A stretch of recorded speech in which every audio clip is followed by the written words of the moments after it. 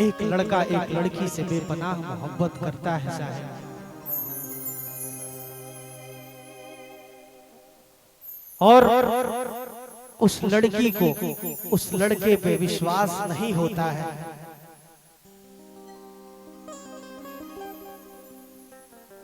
कि लड़का हमसे प्यार करता है,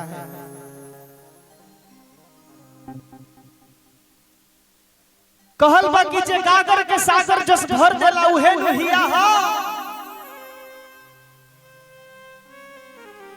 जे गागर के सागर जस भर देला उहे नहिया हा, जे अपने जल के दूसरा के प्रकाश देला उहे नदिया हा। ऐसे ता आई लव यू कह के बहुत लोग काम चलावत है भैया, जे एक के हाथ में हाथ ध के साथ निभा देला उहे नु असली पिया हा। लइका कहता का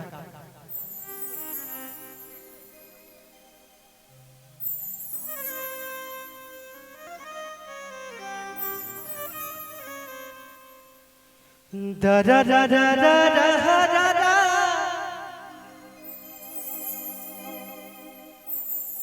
दा दा दा दा दा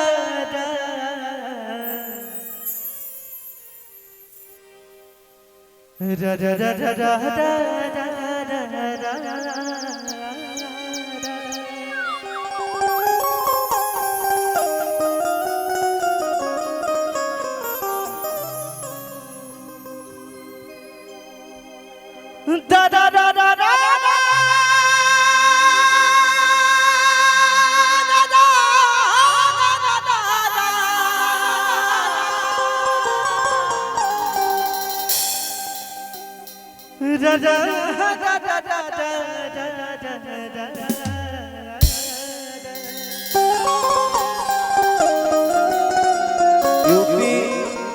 यूपी 4794 गाड़ी रोड पे लगी है, आप उसको थोड़ा साइड कर दीजिए।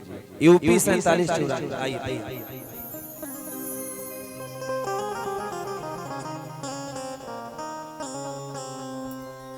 कि जब ले न खाई लखा ले न खाना,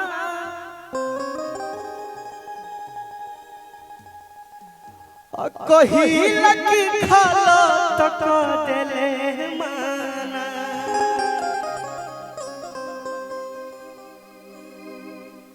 जब ले न देखे रहे बेचैन,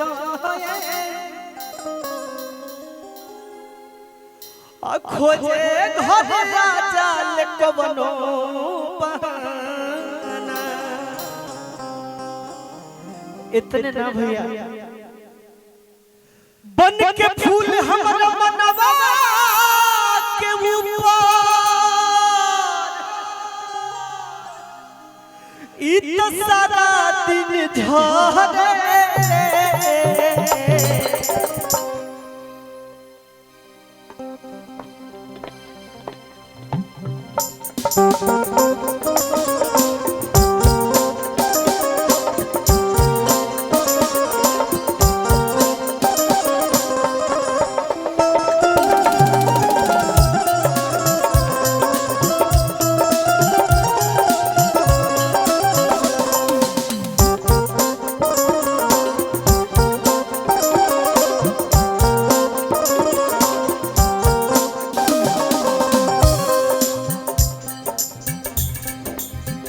जब ले न खाई लखा ले न खाना, कही लगे खाला तक दे माना। कही लगे खाला तक दे माना, कही लगे खाला तक दे माना। जब ले न देखे ले रहे बेचैन, खोजे घर आजा ले कवनो बहाना। खोजे घर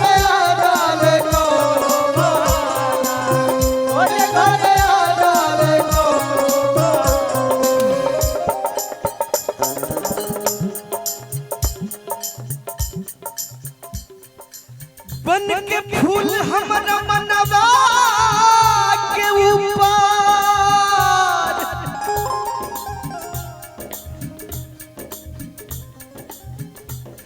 इत सारा दिन झारे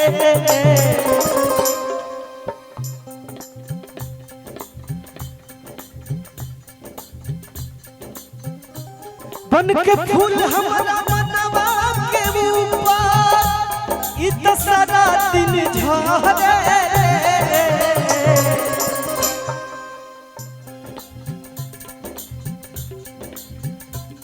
एगो बिया ऐसन पगली हो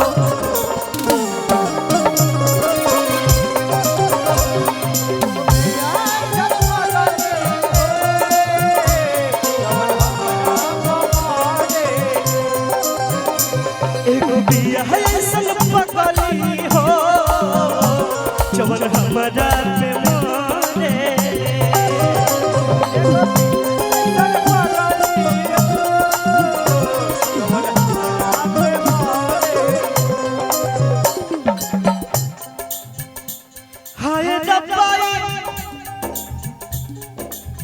प्यार काहे होला हाय रब्बाई प्यार काहे होला इश्क में लोगवा बीमार काहे होला इश्क में लोगवा बीमार काहे होला हाय रब्बाई प्यार काहे होला हाय रब्बाई प्यार काहे होला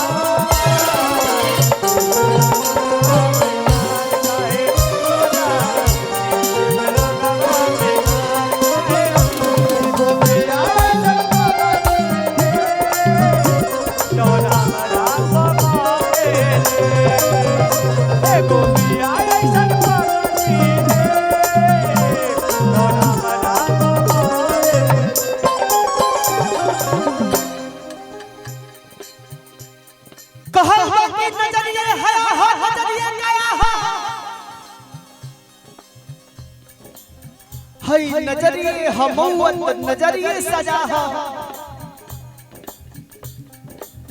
हई नजरिया नजर के नजर से मिलावेला आई नजरिया के मारल के हु बचिए न पावेला प्यार में हमारा भइल पिया पागल रतियों में सूते न रहे ले जागल रतियों में सूते न रहे ले जागल रतियों में सूते न रहे ले जागल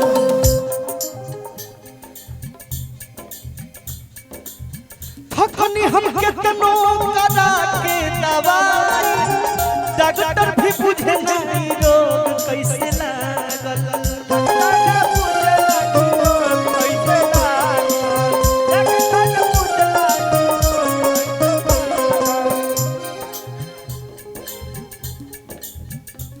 देखे दूसरा से बोला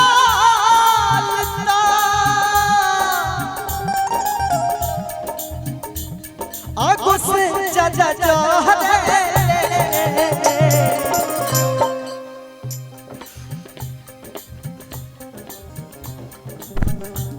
एगो बिया ऐसन पगली हो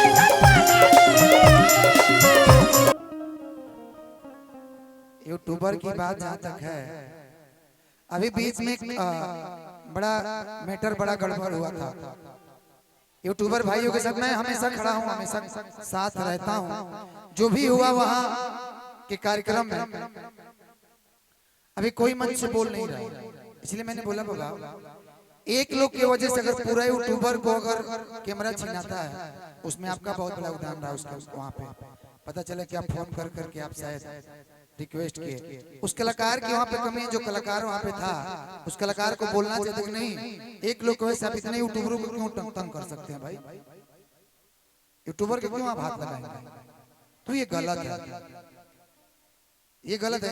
एक लोग गलती करे आप सजा 25 लोग खाएंगे, नहीं, गलत है। तो इसके लिए मैं हमेशा से यही कहता हूँ कि गलती कोई और करे तो भरपाई कोई और थोड़ी करेगा। समझना चाहिए, वहाँ जो कलाकार थे उनको भी बात समझना चाहिए था। आप कैसे इशारा मैंने समझा, लेकिन आप खुल के नहीं बोले थे, तो मैंने चाहा कि मैं खुल के बोल दूं। बहुत बहुत धन्यवाद। देखिए क्षेत्र तो हमारा ही था, मैं क्षमा प्रार्थी भी मांगा अपने भाइयों से, लेकिन जो बीत गया सो बीत गया।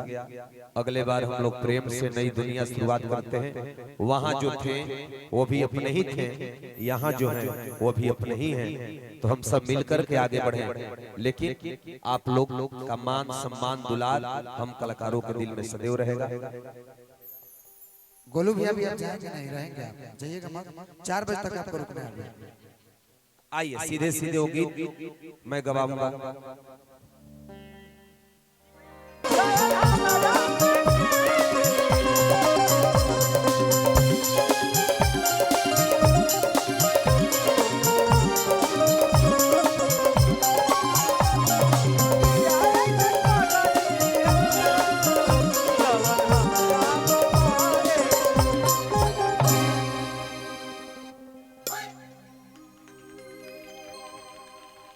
गोलू गोल्ड को रुपया पैसा धन दौलत कुछ नहीं चाहिए। आप सबका प्यार आशीर्वाद मेरे लिए हजारों करोड़ है। और अगर गोलू गोल्ड मंच पे चढ़ के गाता है या दहाड़ता है तो वो आप सभी का प्यार है और आशीर्वाद है।